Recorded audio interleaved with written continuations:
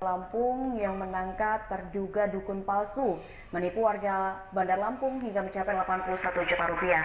Dan kali ini kita akan berbincang bersama dengan pengamat hukum dari Universitas Bandar Lampung yaitu Bang Zainuddin Hasan. Halo, selamat siang Bang Zai. Cara Ya, Bang, terkait dengan kasus penipuan oleh dukun palsu ini kan kembali terjadi belum lama ini atau di tahun lalu juga kita sempat ngobrol terkait dengan kasus ini, Bang.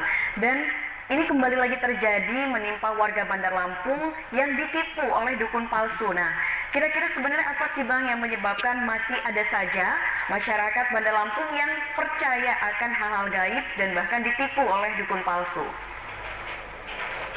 ya, pertama saya ucapkan prihatin ya dengan kondisi saat ini tahun 2024, teknologi sudah semakin canggih, dunia maya sudah menjadi sangat luar biasa, tapi masih ada saja masyarakat kita yang percaya dengan hal-hal ya, masih percaya dengan dukun ya, sehingga menjadi korban penipuan bahkan sampai ke pemerasan tersebut.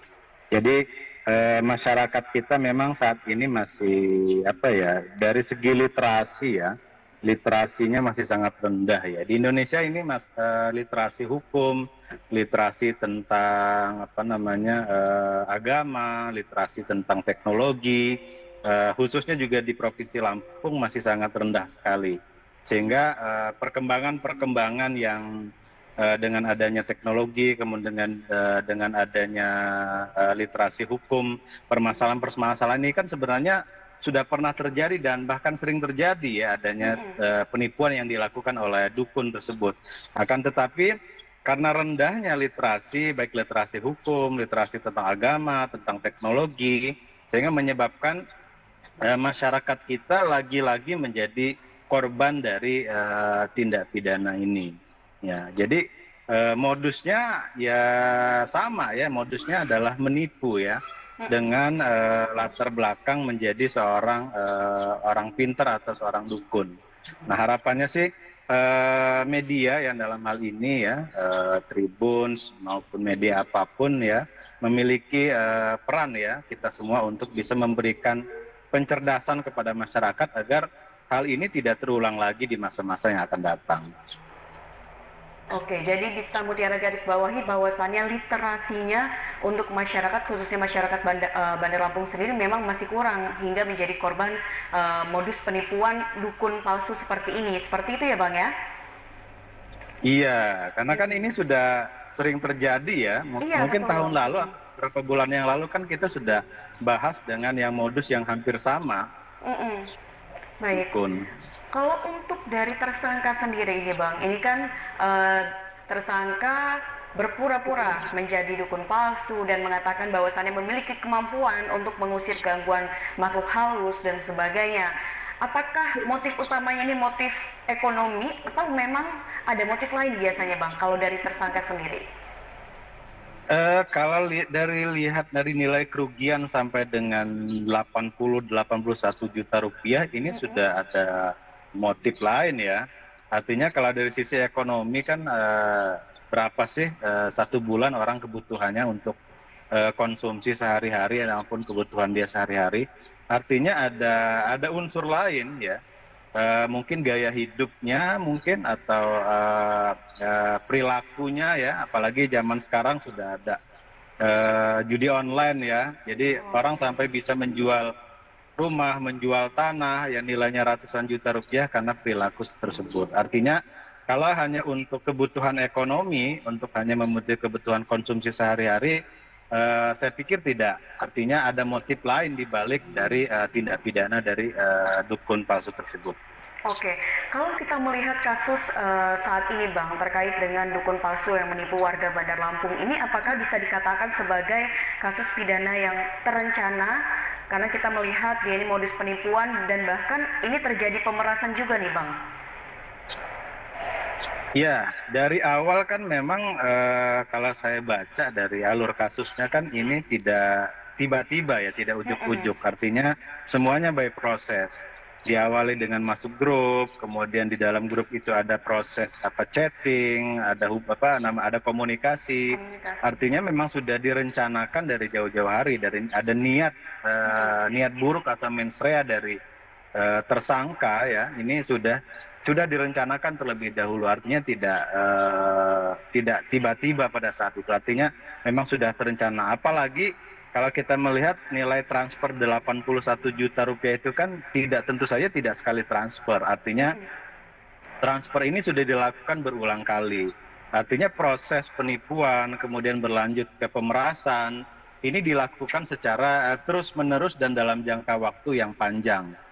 Nah, artinya perbuatan dari tersangka ini memang sudah direncanakan, kemudian perbuatan tersebut dilakukan secara berlanjut dan terus-menerus untuk menekan korban. Oke, baik. Kalau kita melihat dari tindak pidana yang dilakukan oleh tersangka atau dukun palsu ini, hukuman apa Bang yang bisa atau pasal apa saja yang bisa disangkakan kepada tersangka dalam kasus ini Bang?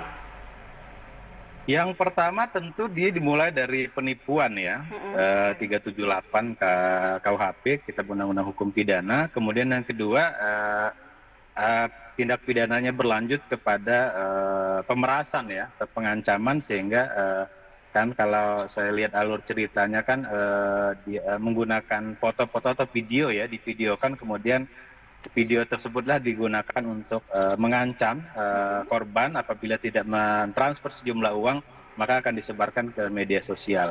Artinya pasalnya bisa berlapis ya, tidak hanya penipuan tapi juga masuk ke dalam pemerasan dan pengancaman. Seperti itu Mbak Mutiara. Oke, baik.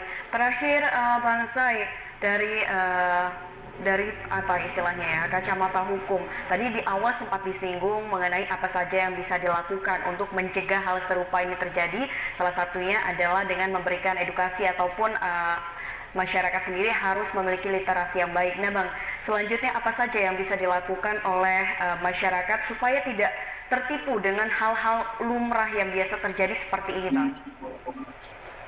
Ya, jadi memang masyarakat kita ini perlu diberikan edukasi ya, edukasi, kemudian literasi hukum, literasi teknologi, literasi tentang agama ya.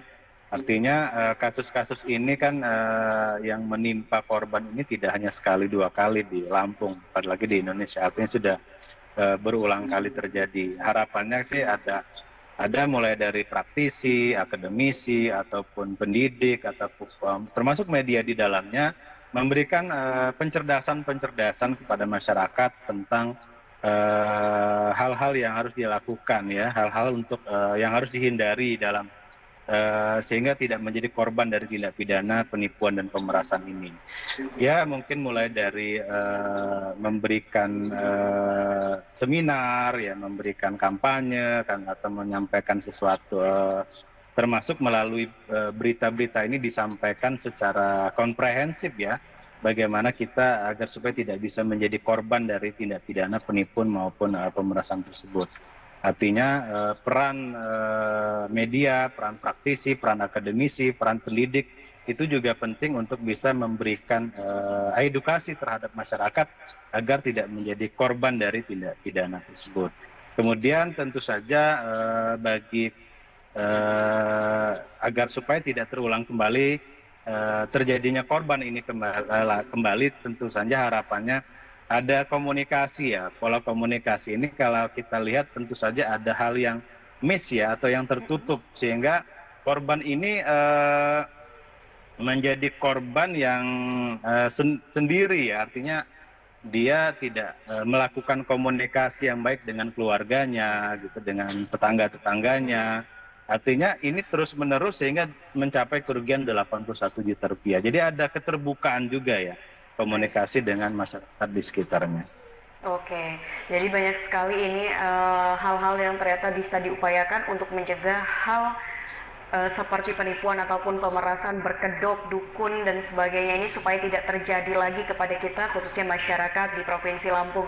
Baik, terima kasih banyak Bang Zai atas informasinya tentunya dan juga pencerahannya. Ini semoga kasus serupa tidak terjadi di kemudian hari. Sukses Bang untuk sidangnya dan sehat selalu. Amin. Terima kasih Mbak Mutiara. Salam sehat. Sama-sama. Assalamualaikum. Waalaikumsalam warahmatullahi wabarakatuh. Baik Tribuners, tadi kita sudah mendengarkan penjelasan dari pengamat hukum Universitas Bandar Lampung, Saiduddin Hasan, terkait dengan kasus penangkapan dukun palsu yang sudah mengakibatkan warga Bandar Lampung mengalami kerugian 81 juta rupiah. Baik Tribuners, mungkin itu saja breaking news bersama dengan saya.